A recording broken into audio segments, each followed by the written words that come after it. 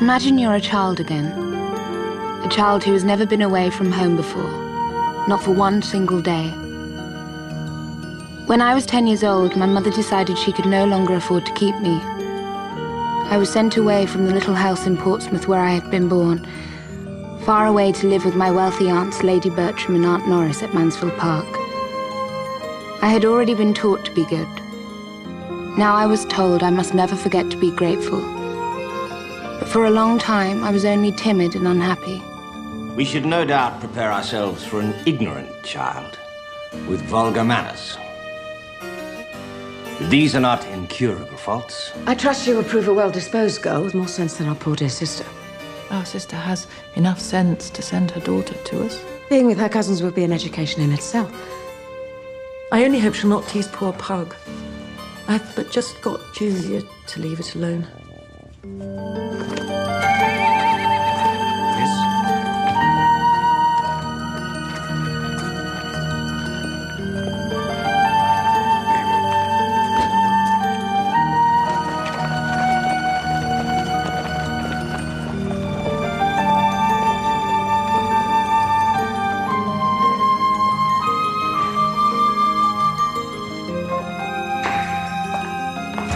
Come, Fanny, and meet your cousins.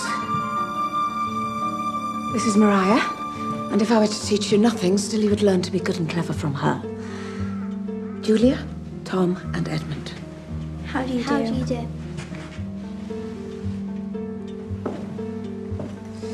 Come meet your uncle, Sir Thomas, and your aunt, Lady Bertram.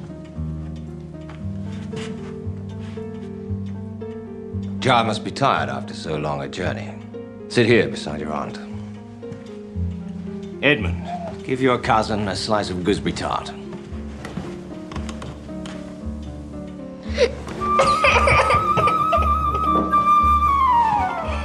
This is not a very promising beginning.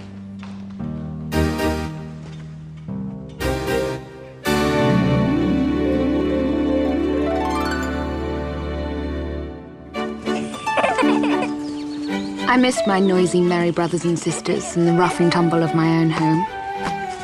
No one meant to be unkind, but I was the poor relation, and I was often made to feel it. Only Edmund put himself out to secure my happiness. He became my one true friend.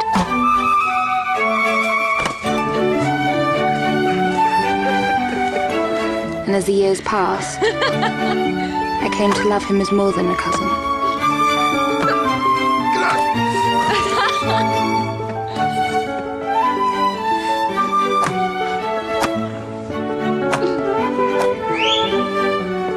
Edmund? Fanny?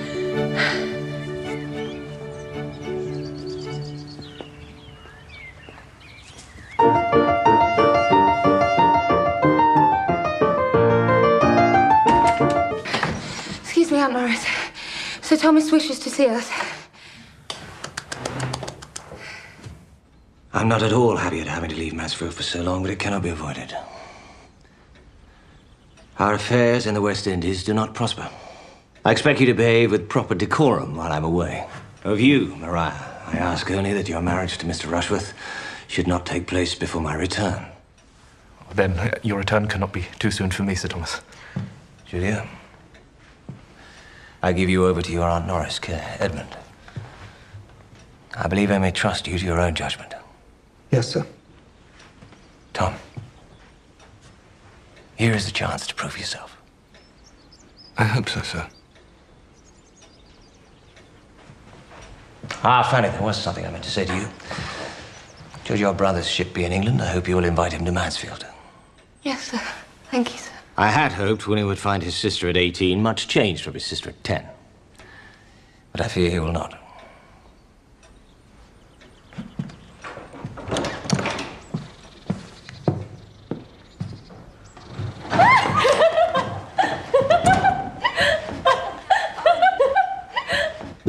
With Sir Thomas's departure, it was as if a cloud had been lifted from Mansfield Park. Even for me, there was a spirit of newfound freedom. I was 18, it was summer, and I had never been happier. I thought Aunt Norris was never going to let me out. How did you get away? I told her I had a very tedious errand with my cousin. I forgot. Pick this for you.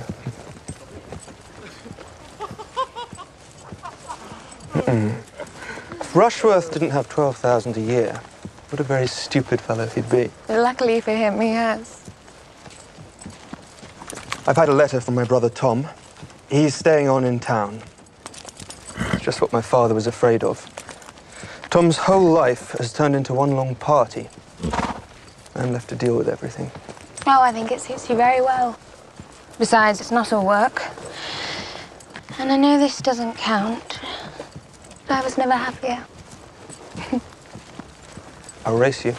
Come on! In my innocence, I imagined I would be happy always. Then with the sudden brilliance of lightning, fresh from the pleasures of London's fashionable society, Mary Crawford and her brother Henry arrived in our lives. Life at Mansfield Park would never be the same again. What fine neighbours we have. This is where we shall begin, with the Bertrams. A county with such a house in it cannot be all deadly dull. That will depend on the deadliness of its occupants. There are 4 children. Oh, no, children, please. All now grown up and highly eligible. There is a younger son, but for myself, I have chosen the elder. The heir. You always do. Even I couldn't think myself thrown away on the eldest son of a baronet. So, dearest Minx, what is your strategy? Tut-tut. No strategy, only the use of our natural powers. Now they are doomed. And you, Henry? You shall marry the younger Miss Bertram, the beautiful and eligible Julia. We've been in a bad school for matrimony. That I will allow. Marriage, as we've seen it, is all deceit and disappointment. Oh, then there's at least one advantage to bad schooling. Are we not more likely to deceive than to be disappointed?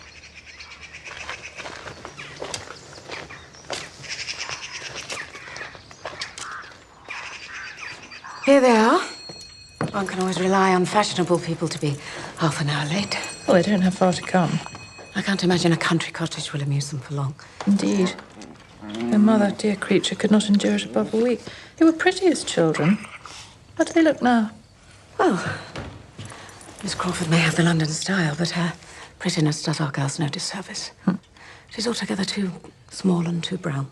And her brother, my dear, his income may be satisfactory, but his plain, very plain.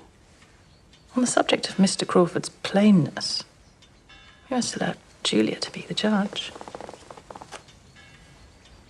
I'm sorry that the rest of my family are not here to greet you, Miss Crawford. Your eldest son is not with you, Lady Bertram? Since his father has been gone, Tom prefers London or Newmarket to Mansfield. I do feel for you, Lady Bertram. Has Sir Thomas encountered difficulties in Antigua? It is, I believe, extremely hot. Circumstances in the West Indies are much less favourable than before, Mr. Crawford. I did not at all like to have Sir Thomas leave me, but I have been astonished at how well Edmund supplies his place in carving, in settling with the servants. I take his advice in everything. Well, then perhaps Mr. Bertram may advise me. How might I advise you, Miss Crawford? I'm assured that my harp has arrived safe in Northampton. But do you think I can hire a cart to convey it here? No, I cannot. You would find it difficult, Miss Crawford, to hire a horse and cart just now, in the middle of harvest. I expect I should understand you in time. But coming from London, where everything can be got with money, I'm quite put out by your country ways. You could not be expected to have thought of it before, Miss Crawford, but once you do, you must see the importance of getting in the grass. Anyone for more lemonade? Our one disadvantage, Miss Crawford, is that Mariah's wedding has to wait until after Christmas for our father's return. January is a very disagreeable month in which to marry. It is surely the most difficult month in which to make such a long sea voyage. Though I have taken certain measures to spare Lady Bertram the worst, by ensuring that I am the first person to be acquainted with any fatal catastrophe. Well, my stepfather, the Admiral, ma'am, once made a winter crossing in such mild weather, the voyage took a whole month longer than expected. In Sir Thomas's case, We will hope for a happy compromise between speed and safety. How very well you put it, Mr. Crawford. Indeed. And if it is Sir Thomas's fate never to return, it shall be particularly consoling to see our darling Maria settled in such a great match.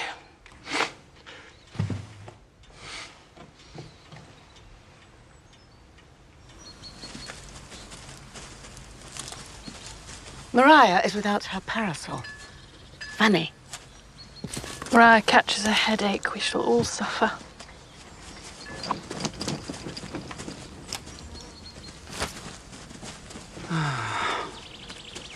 This is perfect. I'm tempted to call it too perfect. If this were mine, I would introduce an element of the unexpected, of romance. A ruined castle, perhaps. We have no castle to ruin, sir. It is only pretense, Miss Julia. One builds in ruins at the same time. Allow me. Allow me.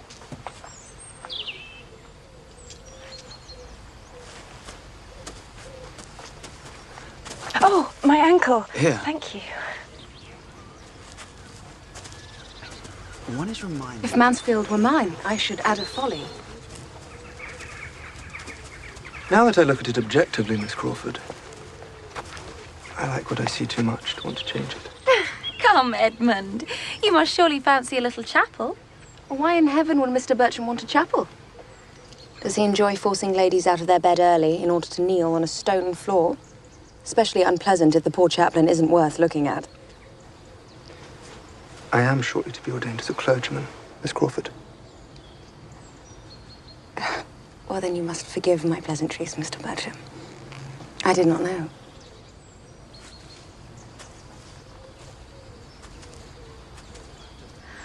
Miss Crawford has been telling me why they're here. My dear, they're not here for the view. The fact is, she cannot possibly go back to the London house with her stepfather. A week ago, the Admiral installed his mistress under his own family roof. Well, I'm not at all surprised. Well, I have the highest regard for the Navy, but, well, one has only to think of Lord Nelson. Very disagreeable. I rather think Julia's ready to be fallen in love with. You're telling me that you don't like him and follow him out?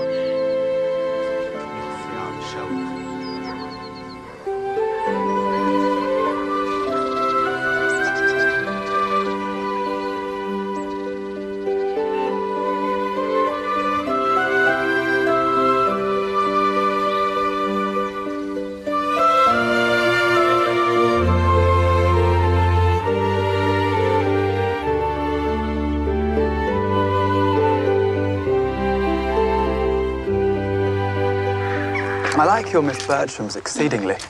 They give themselves no airs. No. Their vanity is in such good order, they seem quite free of it. Last year's style, of course. They're not hurt by what they don't know. And you like Julia best? Ah, yes. You know, when we arrived, I mistook little Miss Price for a servant and gave her my hat. Do you really like Julia best? Maria is generally thought the handsomer. So I should suppose. Poor Julia couldn't choose her nose. And if she could, I doubt her taste would improve on it. But she is charming. The sisters are different, but equally charming. They are. And charmed. I think you might have popped them both under your arm and run off with them. Both. Either.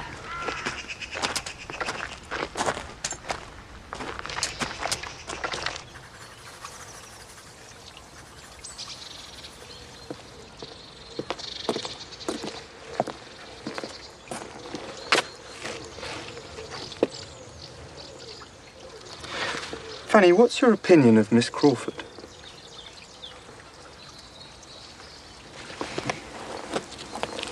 She has every virtue, a fortune, and a pretty face. She does. And? I've got a stone in my shoe. Ooh. But Edmund, does she truly hate to pray? Does she really believe everything can be got with money? I think Miss Crawford talks to amuse rather than anything else. And Fanny, are you riding tomorrow? Yeah. Then I'll have the mare saddled up half an hour early. Miss Crawford wants to learn, and Jenny is much our quietest horse. You won't be inconvenienced. I'll make sure we're no more than half an hour.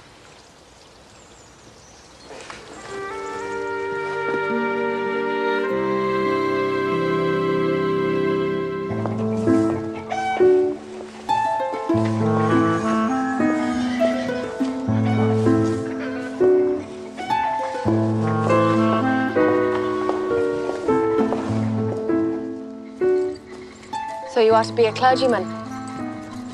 I am, yes. I'm surprised. Come, do change your mind. You really are fit for something better. It's not too late. You could go into the law. Go into the law with as much ease as I might go for a ride. Well, usually there's an uncle or a grandfather to leave a fortune to the second son. An admirable practice, but I'm an exception and must shift for myself. Besides, even with a fortune, I would make the same choice. But men like to distinguish themselves, don't they? You might be a soldier or a sailor. I might, but I am not. You're a natural rider, Miss Crawford. Well, I have a very good teacher. Fanny, we're late. I'm so sorry. Really, it's of no importance. Oh, I'm sure it is. I do apologize. Your cousin and I had so much to talk about, we quite forgot you. But selfishness must always be forgiven, you know, because there's never any hope of a cure.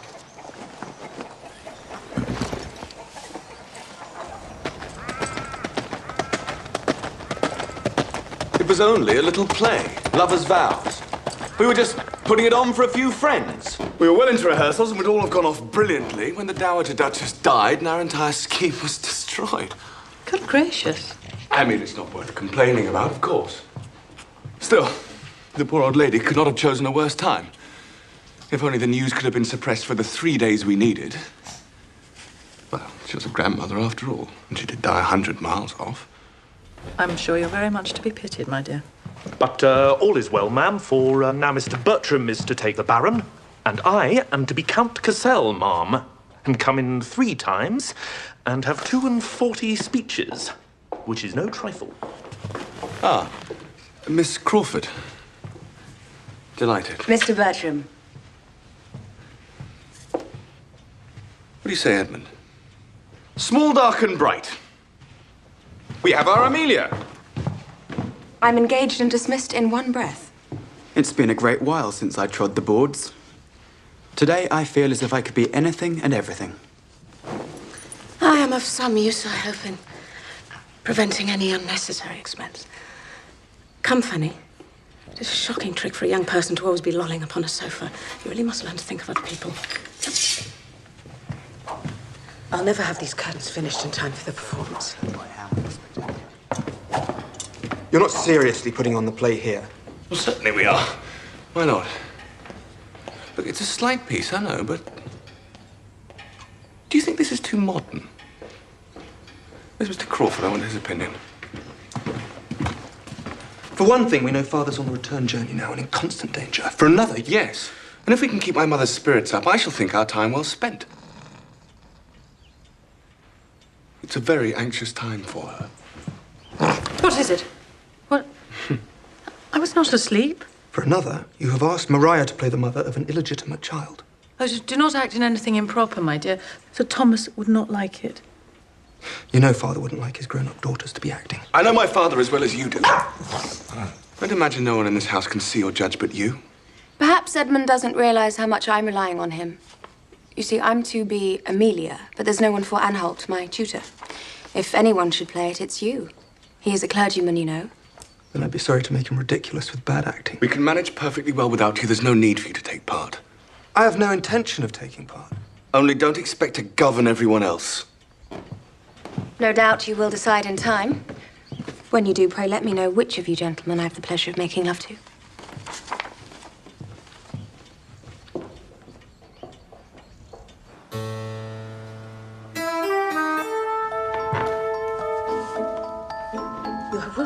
not my request. No, I have leave of I ordered absence. you to raise this curtain by an inch. Come down here. Come down here. Such insolence. Sorry, Mum. I have to do everything. He who forms my mind. That's right. That he who formed mine. Do you mind not taking part, Fanny? No. Besides, your father would not approve, and I can't afford to displease him. Do stand still, Julia. Do I not look every inch the tyrannical father?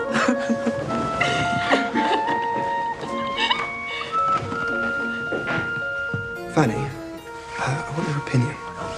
Yes. Edmund!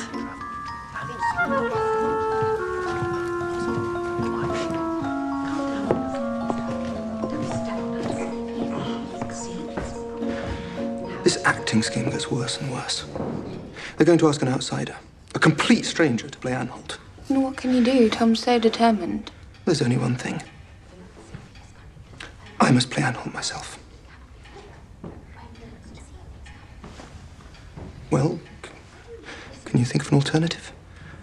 You said nothing would induce you. I know. Do you imagine I like being driven to be so inconsistent? It can't be right to let Tom go trawling the countryside for anyone who can be persuaded to take part, no matter who. No, it can't. Then give me your blessing, Fanny. If you're not with me, I mistrust my own judgment. I do see it's not right for Miss Crawford to act with a stranger. Right, you're right. She must be spared. Dear Fanny, I couldn't be easy until I'd spoken to you.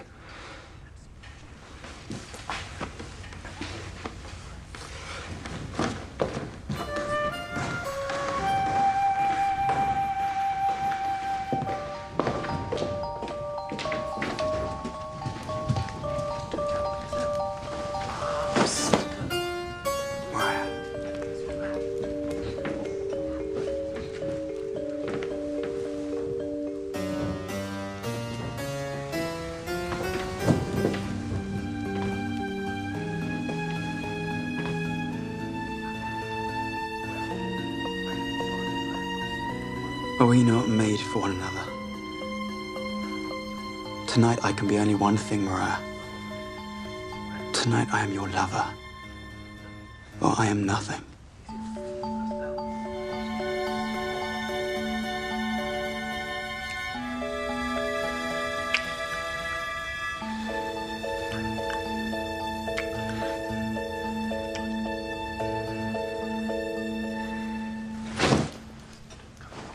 Do you think it's too short?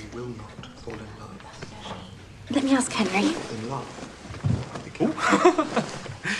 Why, blush, dear girl, pray tell me why. You need not, I can prove it.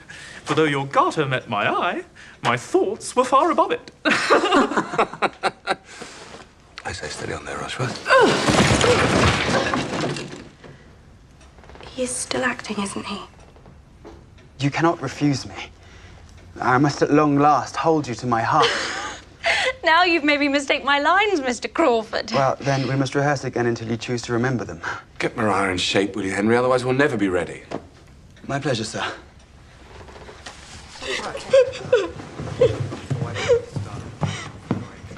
Now what have you done, Fanny? If all you can do is make mischief, we're better off without you. To see such a short, mean-looking little man set up for a fine actor is ridiculous. Here. Would you like me to hear you, Mr. Rushworth? Oh, yes, if you'd be so kind.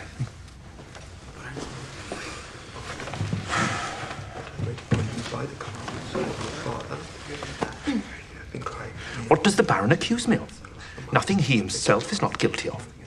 But I shall make short work. Light. Oh!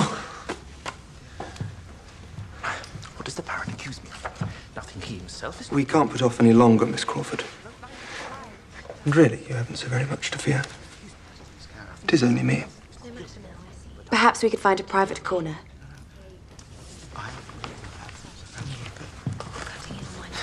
You see how it is, Miss Price? I cannot, for the life of me, remember it. You have the first line perfectly, Mr. Rushworth. But, Miss Price, I have 42 of them. When Julia speaks, I cannot recognize my cue. Miss Price? I do not wish to blame you, Yet I can hardly call it ladylike of you to visit me here alone, at night. My dear Mr. Anholt, allow me to speak my heart, to tell you that I love you, that I have loved you since first I set eyes on you. The stage directions say, Amelia takes Anholt by the hand and looks into his face.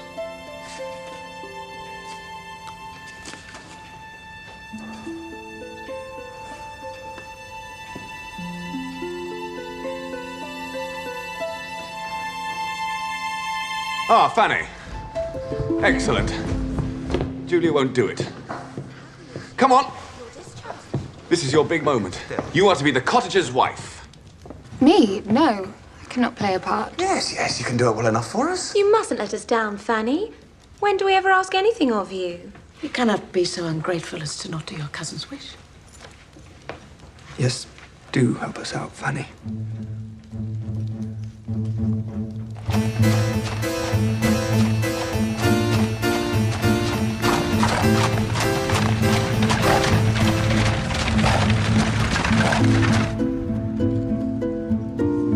You'll soon get the hang of it, Miss Price.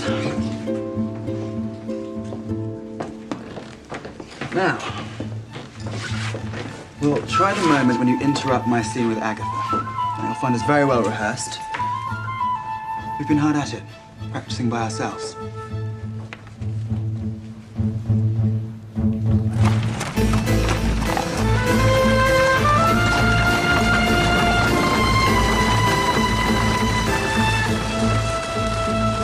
You imagine, sir, I can be shamed into a confession. Yours is a vain conceit.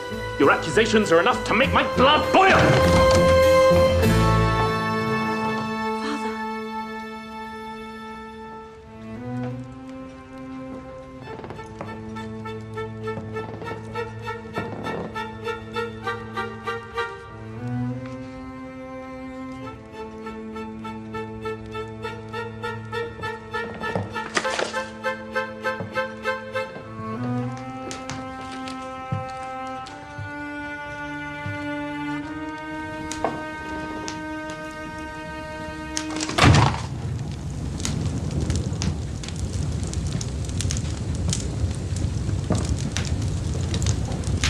When you arrived, sir, we were going through the first 3 acts.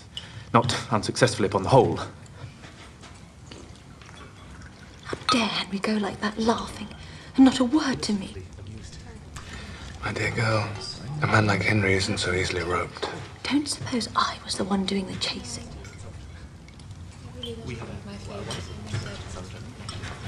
We had hoped, sir, to beg your indulgence. As inexperienced players. My indulgence shall be given, Tom, but without the play acting.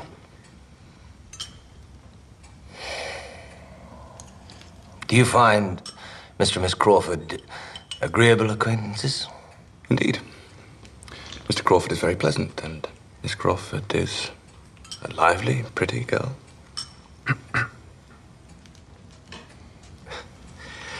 I do not say he's not a gentleman, considering.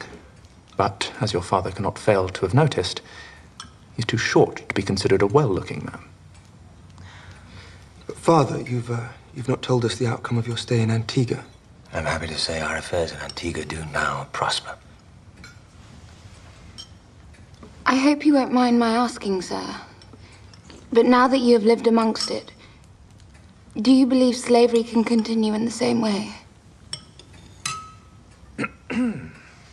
Our little cousin is a friend to abolition. I think, my dear, we may very well do without slavery. But without order, we are lost.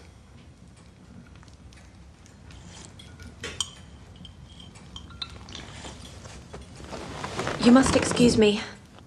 I am unwell.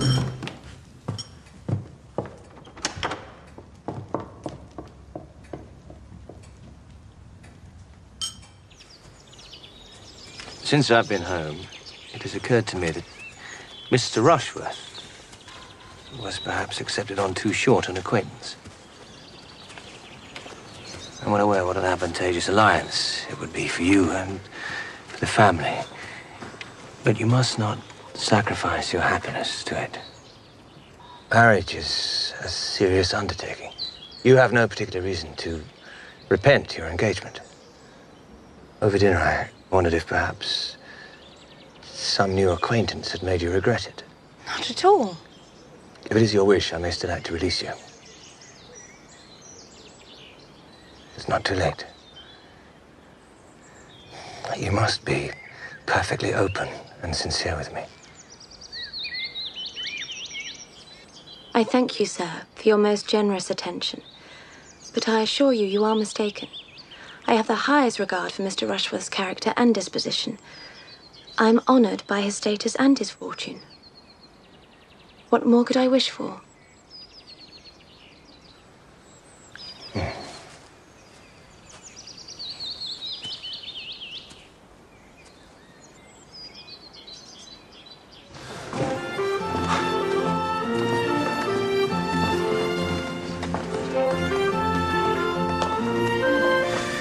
Oh, how wonderful.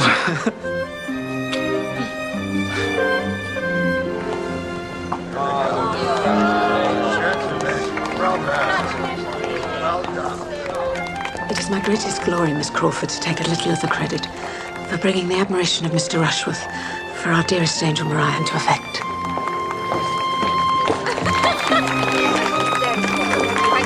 Thank you. Maria, you must write to me every day from London and tell me all about it. Congratulations, Mr. Rushworth. Goodbye.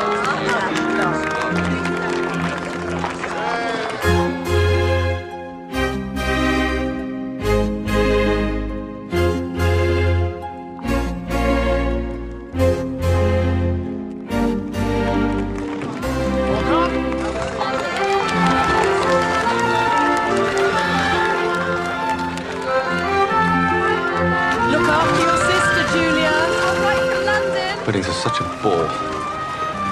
Thank God the racing season started so I can escape. Even Father wouldn't insist I'm here through Cheltenham. I need another drink.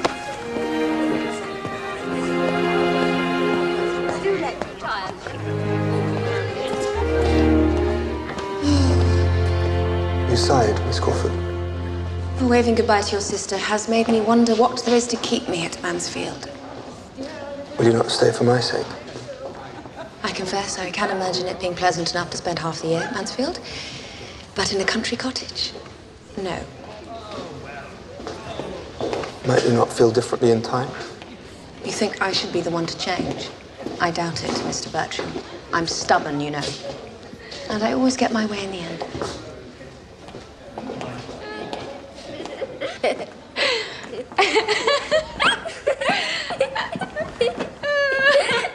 Miss Price, I am come to visit the scene of the crime.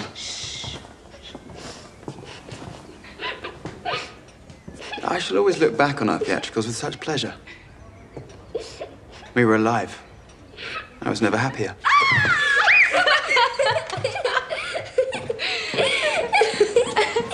Don't you think we're unlucky, Miss Price? Don't you think fate might have indulged us with another week?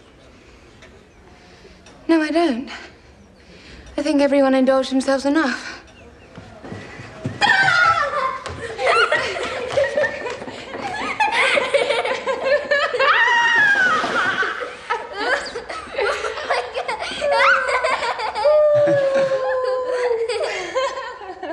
Well, that was a very proper wedding. The bride was beautiful. The bridesmaids suitably inferior.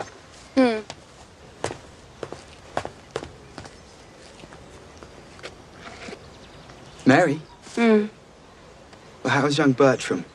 I scarcely spoke a word to him all day. Edmund is as ever Edmund was, determined on obscurity. He will not change his mind. He's soon to be ordained. His living will be 700 a year. Oh, well, I'm glad he'll be so well off. A very pretty income to make ducks and drakes with. You would look rather blank, Henry, if you were limited to 700 a year. Perhaps, but all that is comparative. Exactly. And then, until we came here, I never imagined a country cottage could have so much the air of a gentleman's residence. In fact, I've made up my mind to stay longer. Henry, what are you up to? I fancy having Miss Price fall in love with me. Fanny? Oh, what nonsense. Haven't you noticed the wonderful improvement in her looks? Look, the truth is there's no one else for you to notice, and you have to have someone.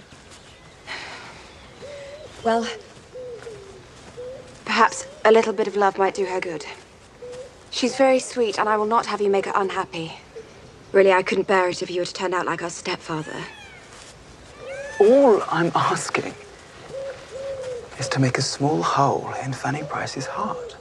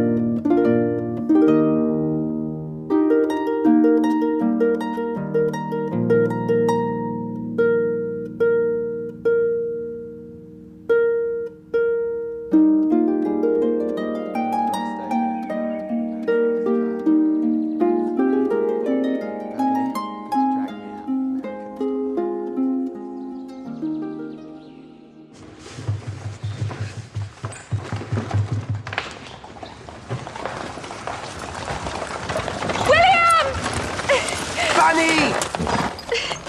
My dear sister!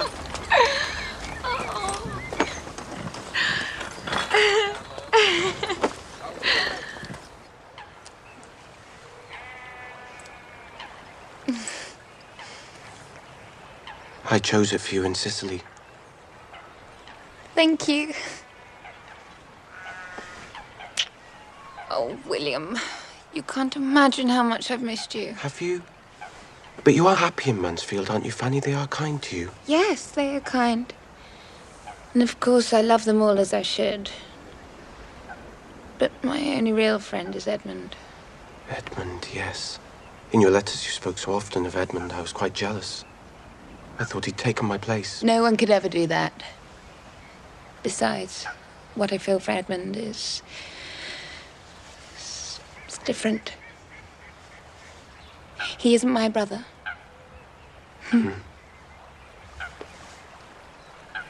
Just off Trieste, we chased the enemy sail until we were close enough to fire on her, at which she returned our salute with a broadside that came scouring along the decks, tore through the foresail, made a large dent in a brass gun, rebounded away into the open sea. Good heavens! Amazing. Luckily, we were all on the countryside, where it would have killed and wounded a good many. Dear me, how very disagreeable. I wonder anyone can ever go to sea. I couldn't feel more differently. And when listening to Mr. Price, I envy him every danger. To have gone through such hardships. And the glory of such heroism puts me to shame. There is nothing heroic about what I do, Mr. Crawford. I'm just an ordinary midshipman. It's still a remarkable thing to have given such proof of character, so young. I do wish to distinguish myself, sir. But the truth is, I have no commission as yet. Sometimes I think I'll never be made lieutenant.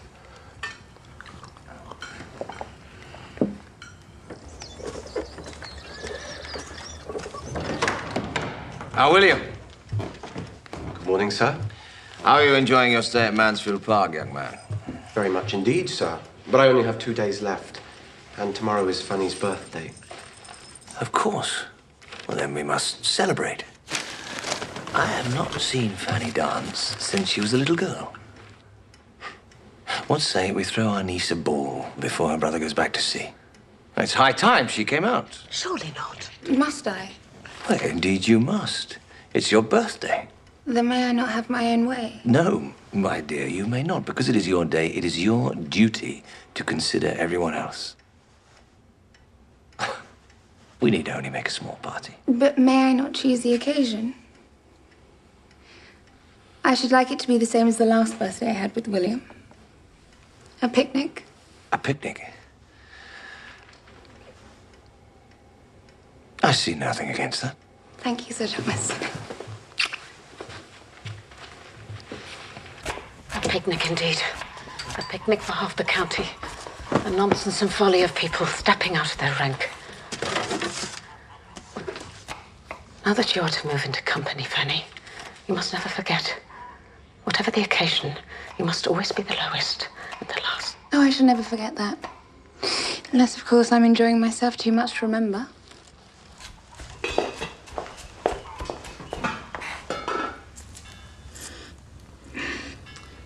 thought it might look well with William's cross.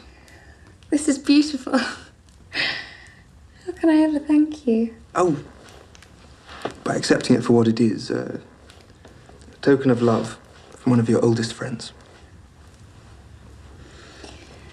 What can I do? Miss Crawford has also sent me a necklace. Miss Crawford has given you a necklace? Then, my dear Fanny, you must wear it. Well, I don't want to. And anyway, yours is far more suited to my cross.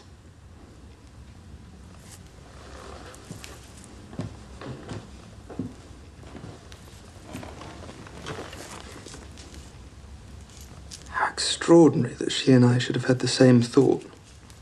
She shows her affection for you, whereas to me, she seems determined to torment me. I'm sure she doesn't mean half the things she says, but you know, the kind of life Mary wants. Hectic, fashionable life in London. Could I ever live as she wants? Well, what about the life you want to live?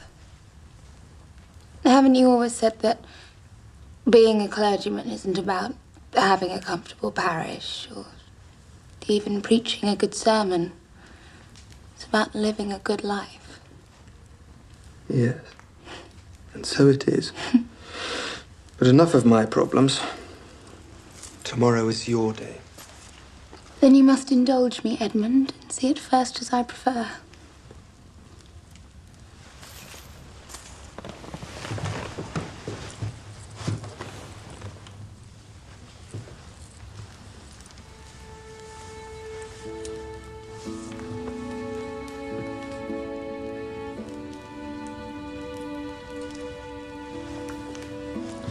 There.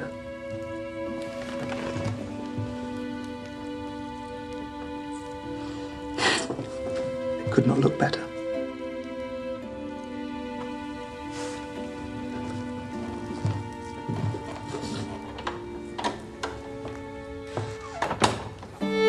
One, 2, 3. Off you go.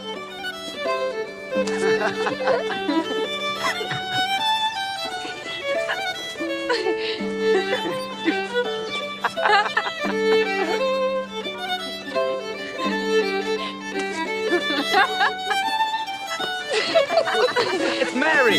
Miss Crawford! You are mistaken, Mr. Bertram. I cannot guess.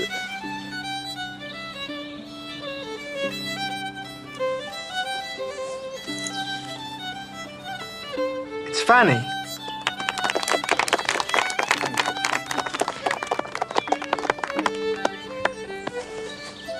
Well, I should have known you, Miss Price. May I?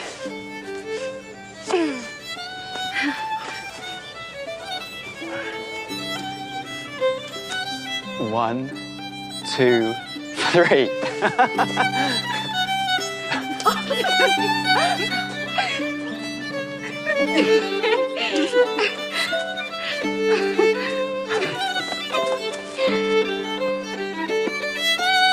James, Buster James.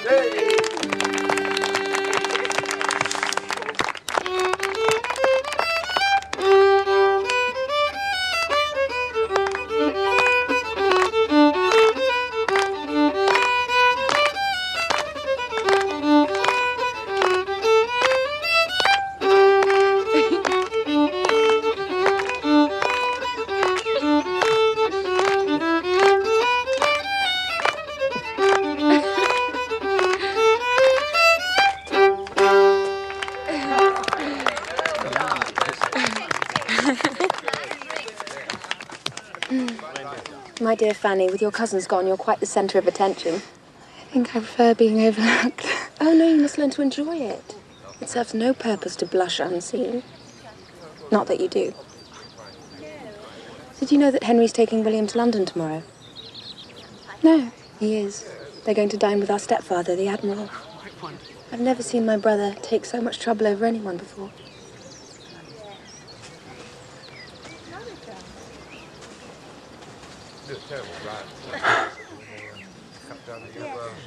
Miss Price, might I engage you for this dance? I've asked the musician to give us Portsmouth. It's your place to open the dancing, my dear. Please, sir, must I? It's your day, Fanny.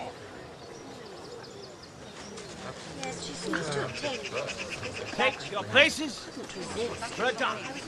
What a pity this is the last time I shall dance with you, Mr. Bertram. Why is that? Because the next time we meet, you shall be a clergyman. Yes, I go to York tomorrow. I've never yet danced with a clergyman, and I never will. You are especially playful this afternoon, Miss Crawford. You think if you shake me hard enough, something serious will drop out. But I assure you, I am profoundly shallow. A large income is the best recipe I ever heard of for happiness. Then your happiness is forever beyond my power.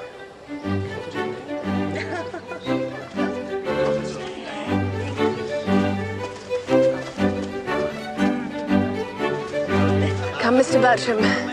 It's not too late. Do change your mind. For me.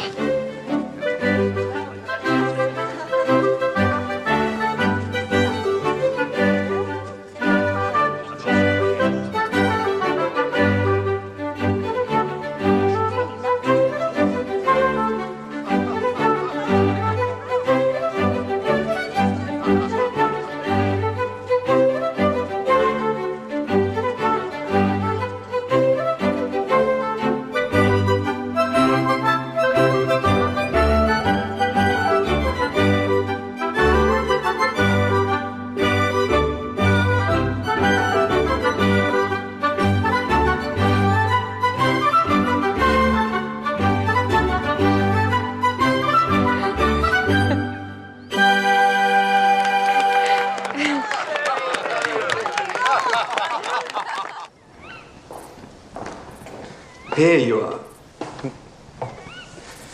My uncle has advised me to go to bed. I'm sure you've never been up so late in your life. I am worn out with civility. Talking all evening with nothing to say. Look, Edmund. How lovely it is. Yeah. And how lovely you are tonight, Fanny. You've always disliked praise the way other women dislike neglect. But tonight I think you don't mind being told you've grown up into a pretty woman. Must be Henry's doing. Don't think I didn't notice how much you enjoyed dancing with him. Yes, I've been obliged to enjoy myself quite shockingly.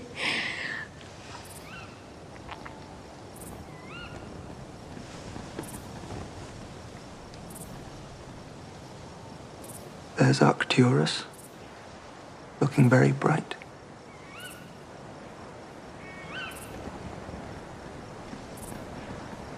It's been a great while since we did any stargazing.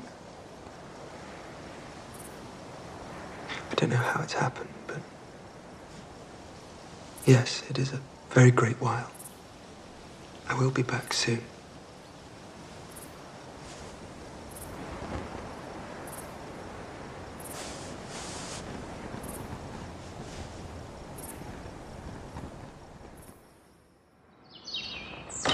At last, a letter from Mrs. Rushworth. From Maria. Our darling Maria. My dear?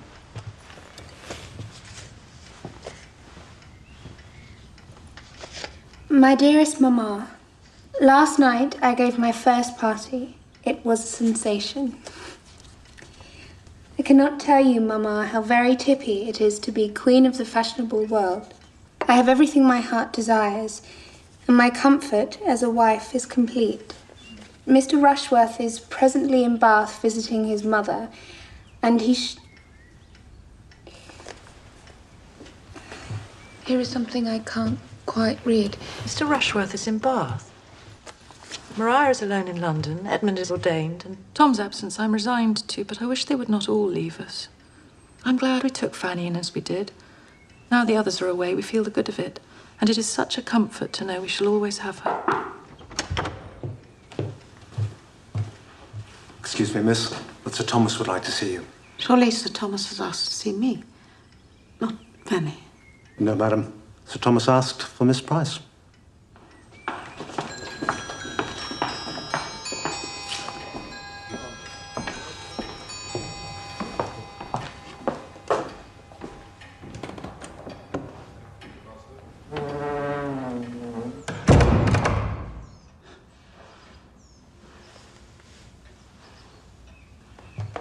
He is made. I have the infinite satisfaction of congratulating you on your brother's promotion. Your brother is a lieutenant.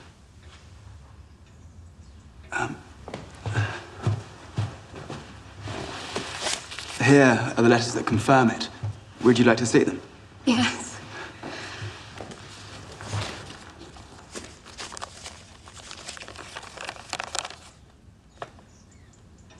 And has all this been your doing? Good heavens. Was it at your request? I am astonished. Well, I went to London so as to introduce your brother to my stepfather. Yes, that was very kind of you. I wanted the Admiral to exert whatever influence he might have for getting him on. That was my purpose, my chief purpose. Although I confess that...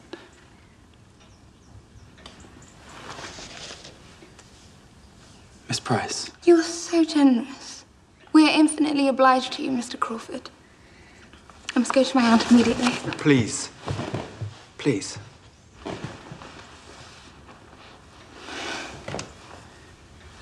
Please.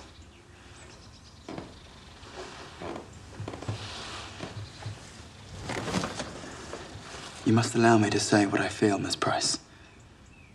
Feelings that you cannot have been completely unaware of. I beg you, Mr. Crawford, pray don't. At first, I saw only your sweetness, your grace, your beauty. No, this talk. Really, I cannot bear it. Because you think I'm only playing. I love you with all my heart. I shall never, never cease loving you. I give you myself. My hand, my fortune. Are we not made for one another? Tell me. You must tell me you feel something for me in return. No, no. I can't believe a word you say. I've seen you do all this before.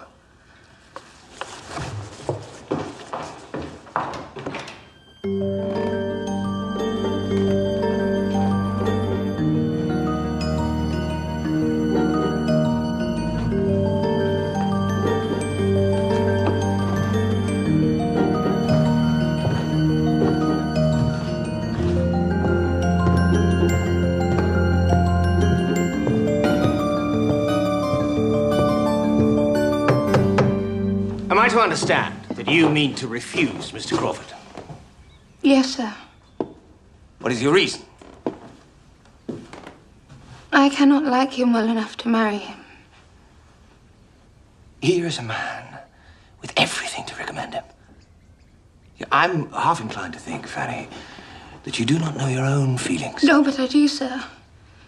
As soon as I was aware of them, I disliked Mr. Crawford's attentions. Did you indeed? You're so young, you've scarcely met anyone. It's surely not possible that your affections are already... No. No, you think only of yourself. The advantage to your family, to William, holds no weight with you. I am very disappointed in you. You show yourself very, very different from what I had imagined. Now, you are by no means free of that self-regard which in a young woman is disagreeable beyond all else. And must I remind you that the luxury to pick and choose is beyond your means? You may live another 18 years in the world before being addressed by a man of half Mr. Crawford's estate and character. I do not claim that you owe me the duty of a daughter, but if your own heart can acquit you of ingratitude... I'm very sorry to make you angry, sir. But I know I could never make him happy. And I'd be miserable myself. Now, child. Dry up your tears. As you know, Mr. Crawford is soon to leave Mansfield. He has but a short time to convince you that you might not be so very miserable after all.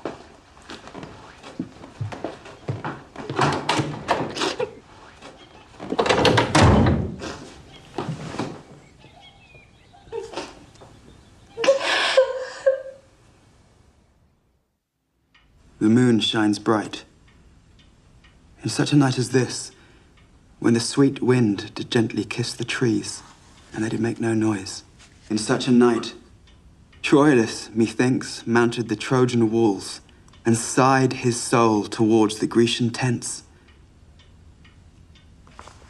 where Cressid lay that night. Oh, so very well read, really. It was like being at a play, was it not, Sir Thomas? Indeed, the play must be a favourite of yours. After tonight, sir, it will be. But to tell the truth, I like an audience. Did you speak? No. I don't think you've told Miss Price anything she does not know, Henry. Miss Crawford, will you join us for cards? Yes, you deal. I've often resolved to make good my neglect of Shakespeare. But it would take regular study, and I am not constant in my habits. What did that shake of the head mean? Nothing. You shook your head when I said I am not constant. Perhaps I thought it a pity you don't always know yourself as well as you did in that moment. You have spoken. Hardly to please you. But it does please me. If I don't understand your opinion of me, then how can I improve on it? And you know I'm going back to London. And you expect by the end of the week I shall have forgotten you. Believe me, you're quite wrong. You are cold. I intend to be quiet. Four for you. Funny. You up? My game. Oh, very well read. Well done. Oh.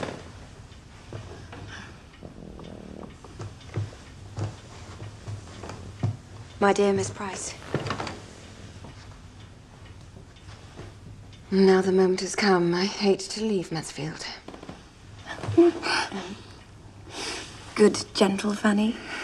I don't know how it is, but you will have so much more heart than one usually finds in the world at large. And I confess, I would like to have seen Edmund once more, ordained or no. There were things I said to Edmund that I wish unsaid with all my heart. Would you tell him so, Fanny, from me? Me? No, you must not leave me with such an errand, Miss Crawford. Well, at least you will give him my compliments, I hope. Is there not a word missing in our language, Miss Price? Something between compliments and love. Edmund, how is You're welcome. Absolutely spent very much the plan to Thomas. Thank you. Badly told me you had something very important to discuss. I have an unusual request to make of you.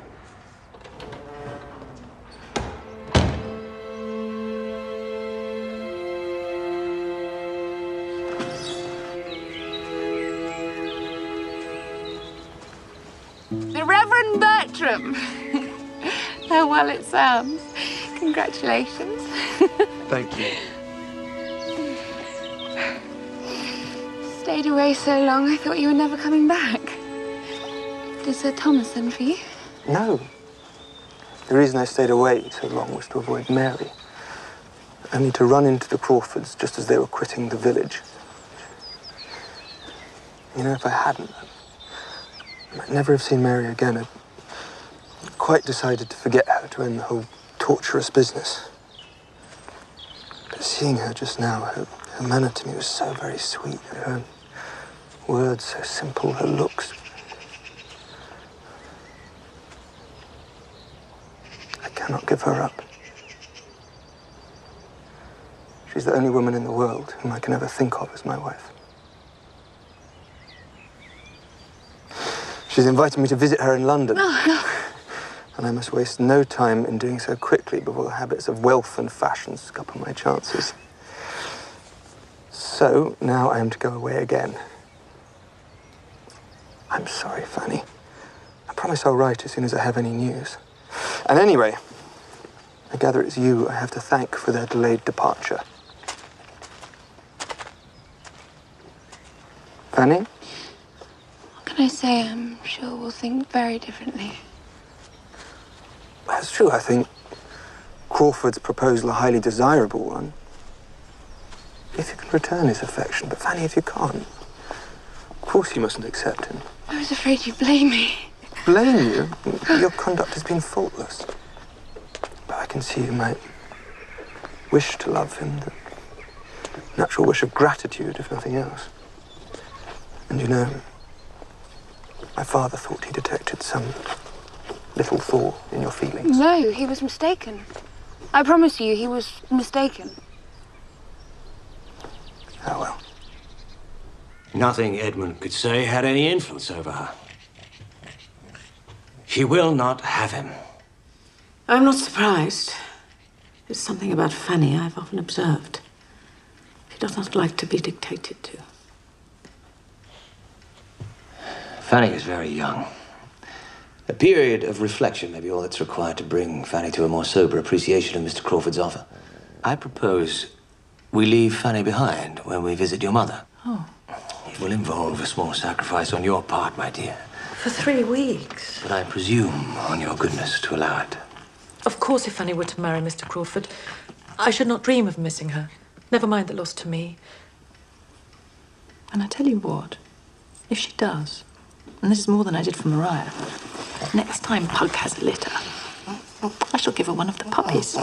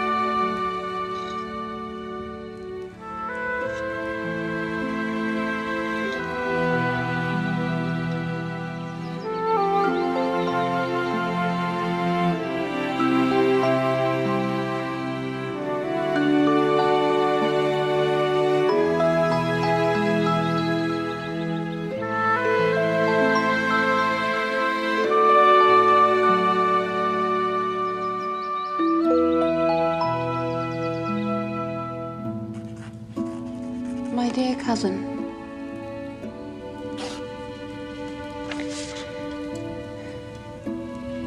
Dearest Edmund, perhaps it is because of my present solitude, but I cannot stop thinking of our last meeting. And I so wish, I wish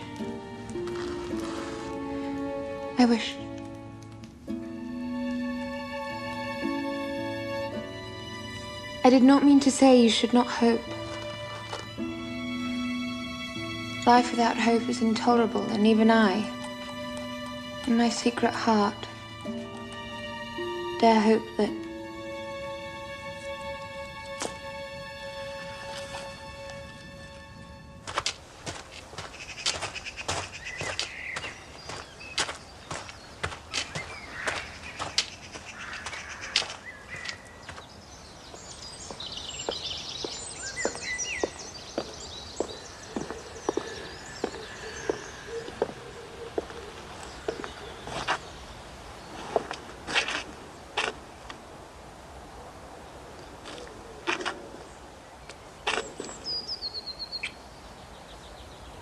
Forgive me for calling like this unannounced. I had such a desire to see you. And here you are.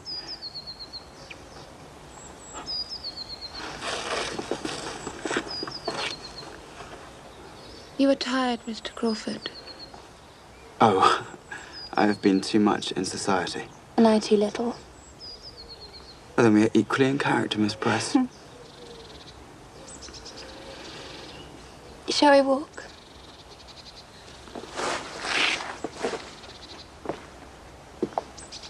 Have you news from London, Mr. Crawford?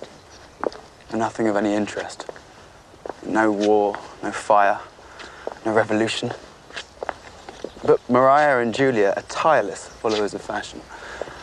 And even Edmund has dined several times at Maria's, where, as you may know, my sister is living at present. Mary's appetite for society remains undimmed. And Tom? Oh, we see no more of Tom than you do. The last I heard, he was at Newmarket, continuing his giddy career of drinking and gambling. Whereas Mansfield has spoiled me for anywhere else.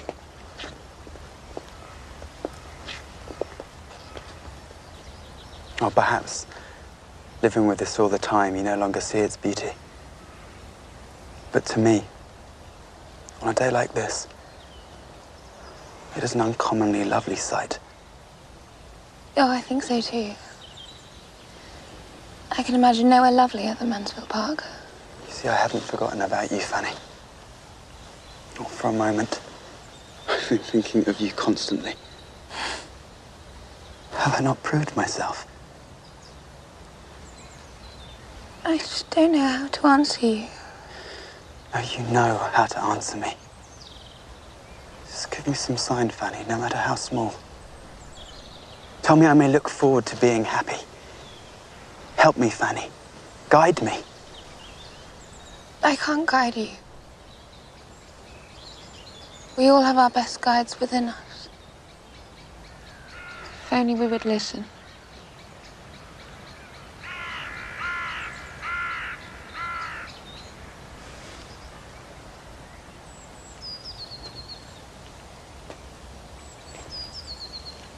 Well, leave me to my own judgment then. But my better self, as you well know, is in your keeping.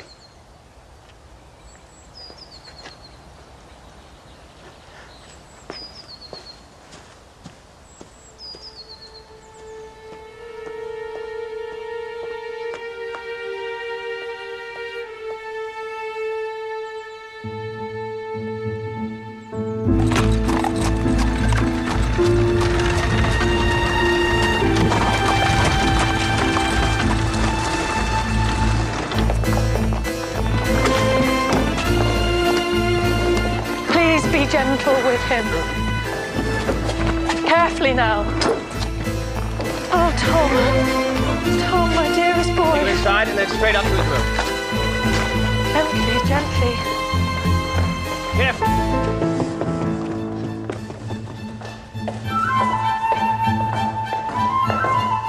Thank God we have you, Fanny. Go to my mother. She needs you. Tom is extremely ill.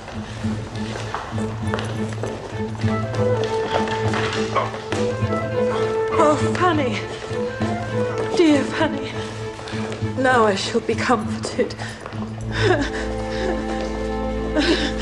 He had been drinking a good deal, Fanny. And after he fell, he neglected himself until he brought on such a fever that he hardly knew who or where he was. Finally, his physician insisted on calling us to him. And now, they've fear for his lungs. I'm so very, very frightened, Fanny. I'm sure I daren't go near him. With my weak chest, it could prove fatal. I'm sure we have more reason to hope than to fear. Dear Fanny, pray God you are right. But now, I am guided by Sir Thomas in everything. But can it be right for him to go away again at such a time? Sir Thomas is leaving us. Now.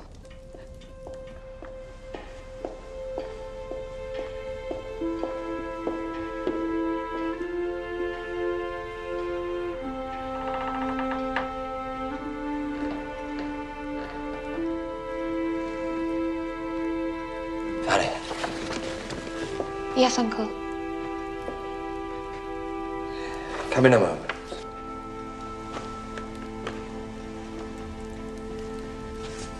Are you unwell, sir? No, not unwell. But certain business affairs take me to London. Edmund knows I'm going, but not why, and I will not add to my wife's unhappiness unless it becomes absolutely necessary to do so. I rely on you, if only to take care of her.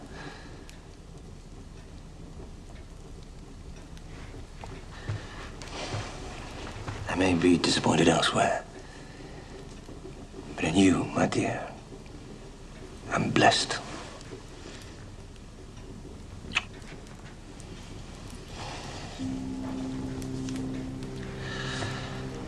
As for Tom, we can only hope and pray.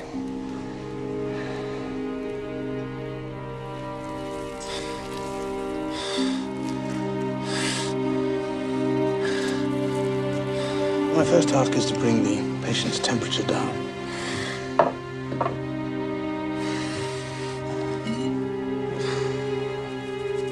Once these little handmaidens have done their work, we may be more optimistic.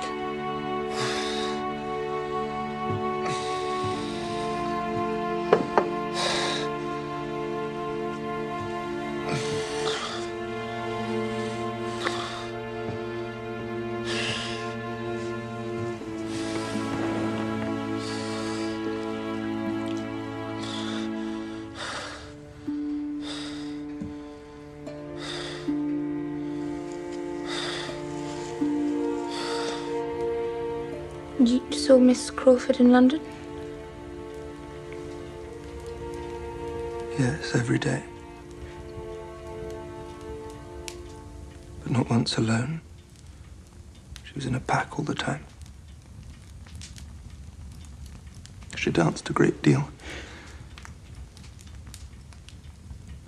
She spoke a great deal, but said nothing sensible or even kind. She was, I suppose, her London self. Like a stranger with whom I had to argue every little point.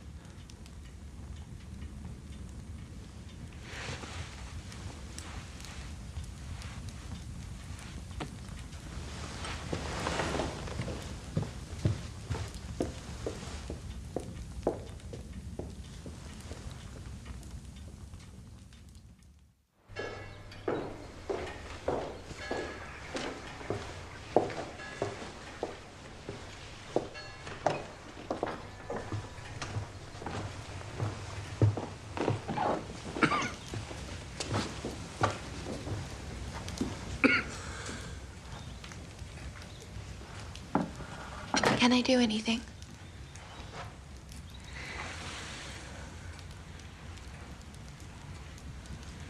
Let Fanny read to me. You're bored with me, are you? Well, I could do with a pretty face to look at. Our patient is improving. Let me guess. The racing news? Every word. And no objections, please. I warn you, Fanny. Illness has brought out Tom's true nature in all its wonderful ugliness. He is a tyrant. Well, I shan't let him tyrannize me. We'll see about that. You'll give way. You're too kind to quarrel. You should not rely on it, cousin.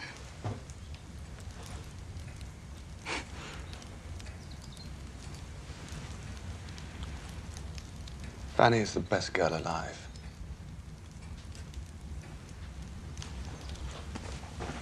It's 4-1 on Little Scott, and Remnant beat Swallow by 2 lengths in the second meeting at Newmarket on Monday. 3-1 on Robinson.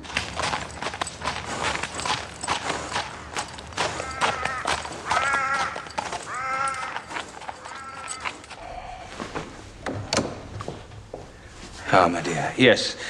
Where's Edmund? In the breakfast room, sir. With your aunt? Yes. I shall be with you in a moment.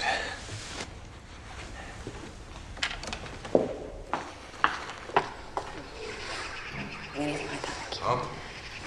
These are sad circumstances in which to meet again, Miss Price. It surprises me that Tom's sisters are happy to stay in London, but you are here. And I will do anything I can to help and comfort. Poor young man. If he were to be cut off now, in the flower of his days, it would be most tragic. None of us are troubling to be quite so pessimistic, Miss Crawford. I am justly reprimanded, but pray don't misunderstand me. By my honour, I never bribed a physician in my life. However, should Tom die, then wealth and consequence could fall into no hands more deserving of them. Is Edmund home? Am I come too late? I need to talk to you all, Miss Crawford. This concerns you, too.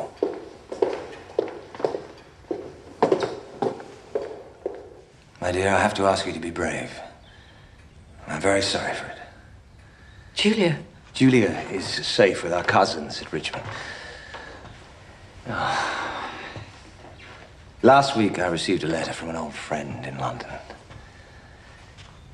It contained a good deal to concern me about our daughter, Maria. Oh. I had no choice but to act immediately.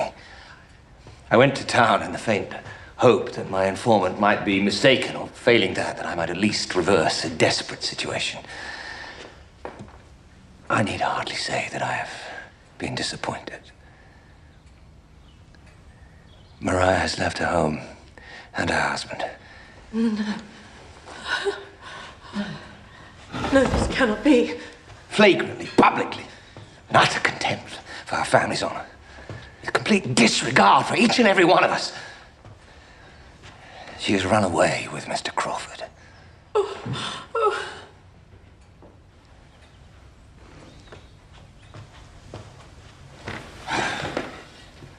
I'm become aware of my errors too late. I had hoped my daughters would grow up to be good. But I succeeded only in them being good-mannered.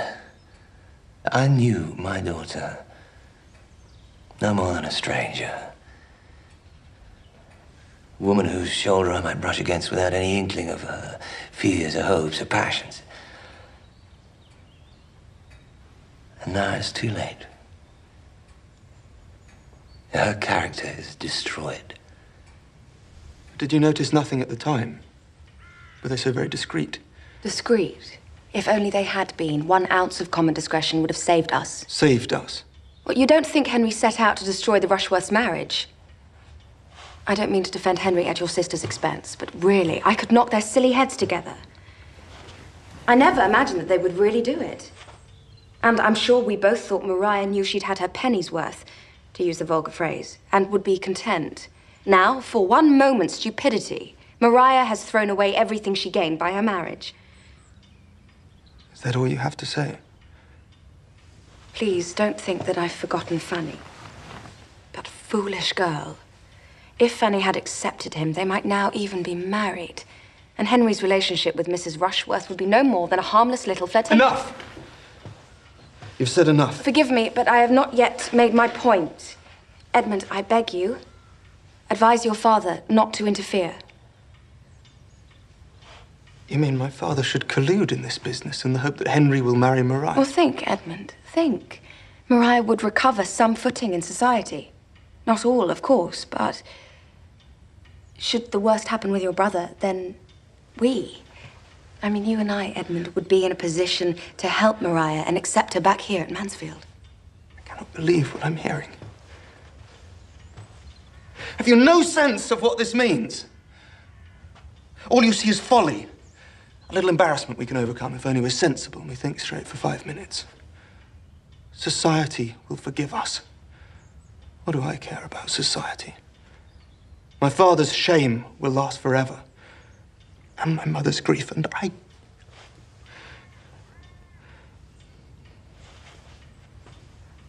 The woman I thought I loved doesn't exist. She was a figment of my imagination. So much the better, you may say. I have less to lose. But I'd have lost you 1,000 times rather than see you for what you really are.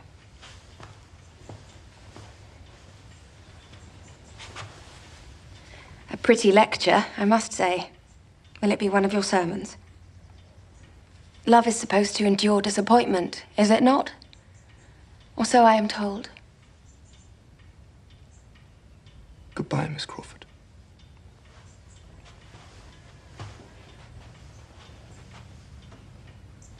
I wish you well with all my heart.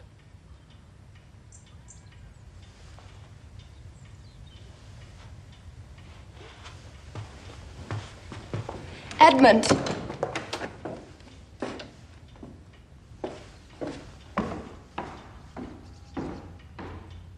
Sweet stream that winds through yonder glade, apt emblem of a virtuous maid.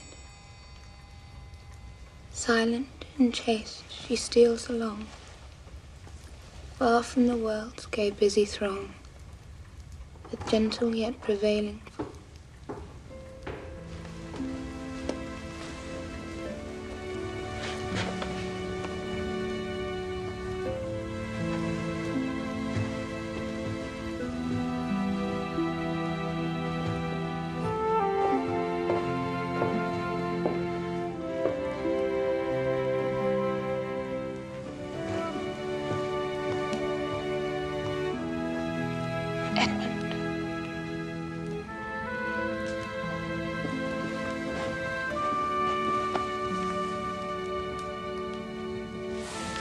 How I was deceived.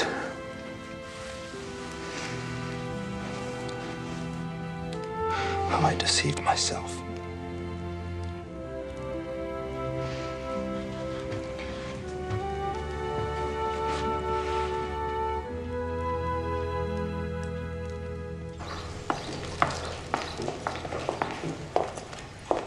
This is all you're doing.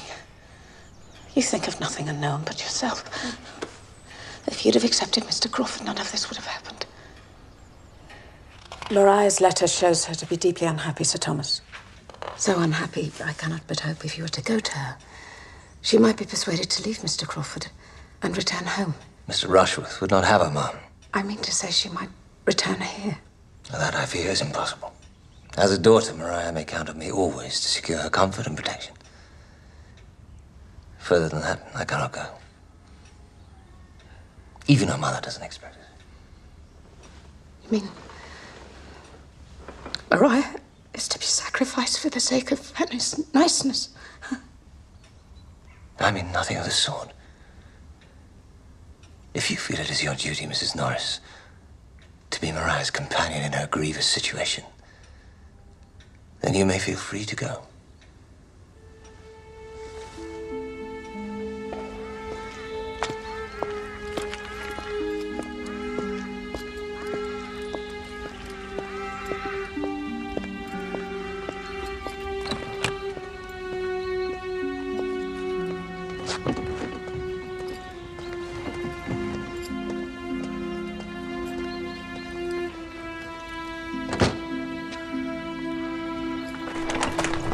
Poor Mariah. I don't know who I feel more sorry for, Mariah or Aunt Norris. That's better. A frown doesn't suit you. Fanny! Fanny, my dear, where are you? I need you.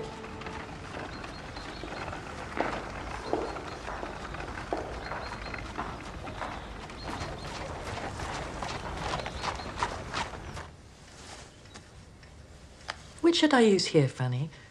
The purple wool or the maroon? The purple, Aunt.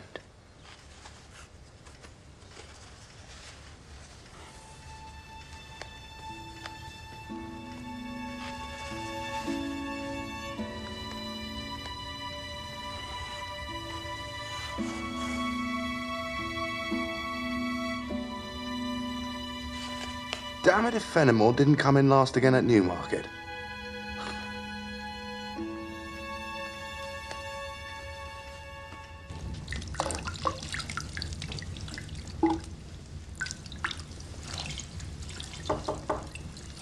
It's only me. Edmund, come in. Oh, sorry, I No, didn't realise. really. Come in.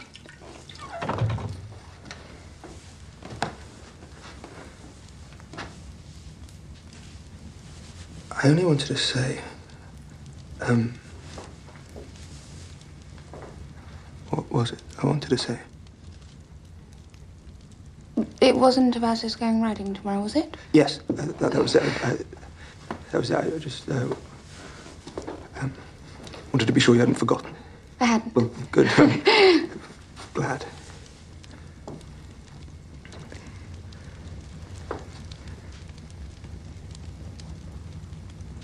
But now, Edmund, I really must go to bed. Yes, of course. Sorry. Well, then.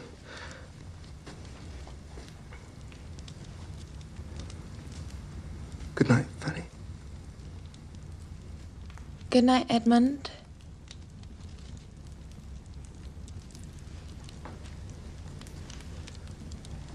You know, I've always loved this room.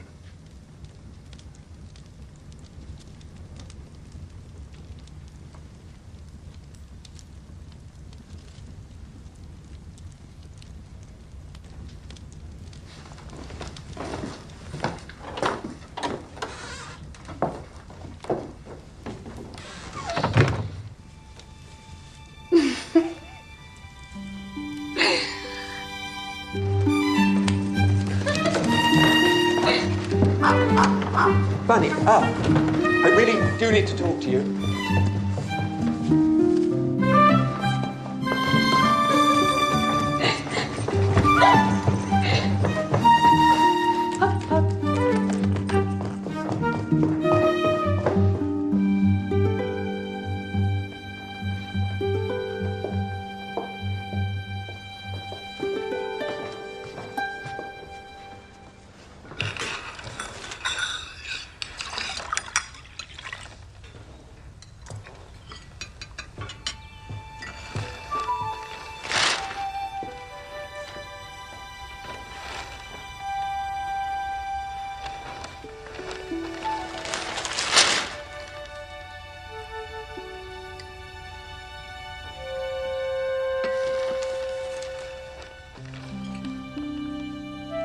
Fanny, my dear, I've quite run out of lavender.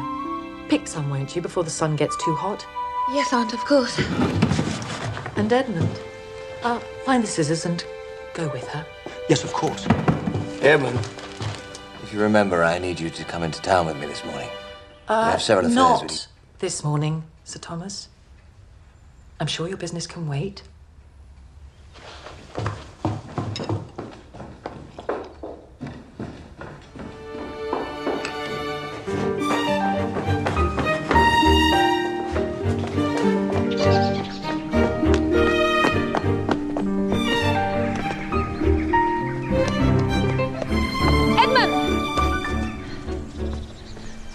Fanny. Your father. It was nothing. Lavender.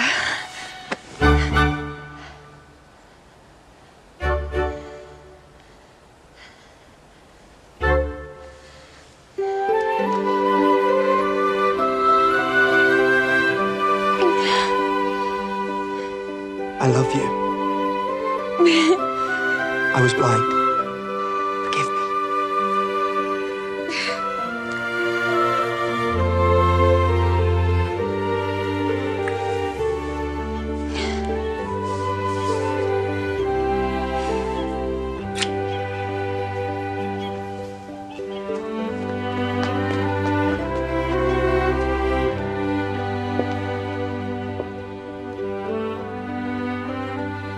Look, Sir Thomas.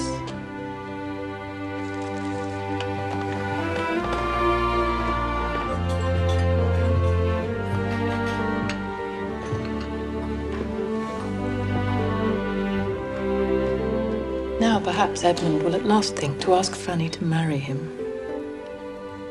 Ask Fanny to marry him? But surely... Oh, my dear. Fanny has been in love with Edmund since she was a little girl.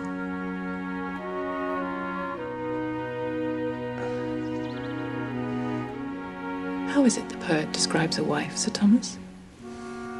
She's heaven's last best gift, my dear.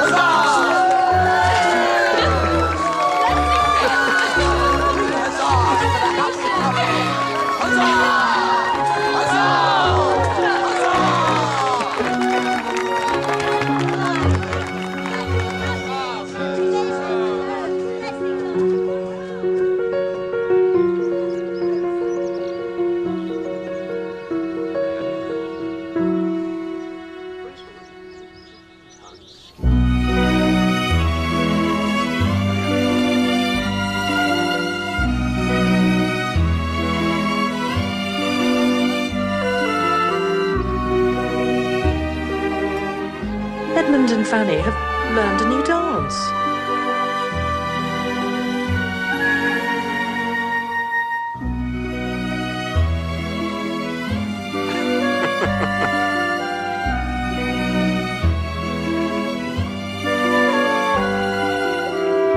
Is it possible to be so happy? Yes. Let's make it our business, Mrs. Bertram, to be happy ever after.